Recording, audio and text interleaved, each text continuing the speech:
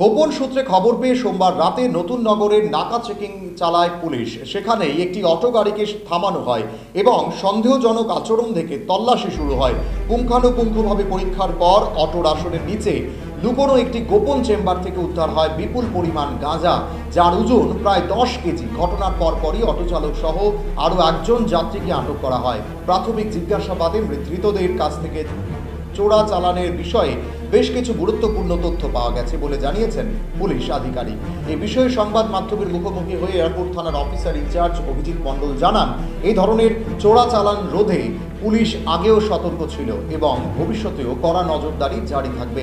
আটক হওয়া 2 অভিযুক্তের বিরুদ্ধে এনডিপিএস আইনে মামলা রুজু করা হয়েছে। তদন্ত চলছে। আশা করা হচ্ছে পুরো চক্রের হদিশ খুব শীঘ্রই পাওয়া যাবে। কী খবর আসলে আপনাদের কাছে?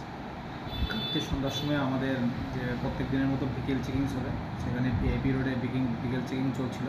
বিকেল চেকিং চলার সময় আমাদের যে অফিসার এবং স্টাফ ছিল তারা একটা গাড়িকে সিগন্যাল দিয়েছিল যে থামানোর জন্য।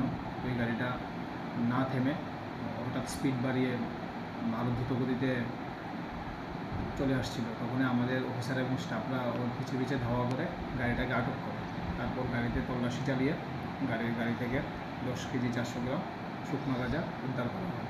আর গাড়িতে থাকা ড্রাইভার এবং আরও একজনকে আটক করা হয়েছে। যার বাজার মূল্য কত হবে মানে আপনি তো জানা গেছে, গাঁজার বাজার মূল্য কত হবে প্রায়?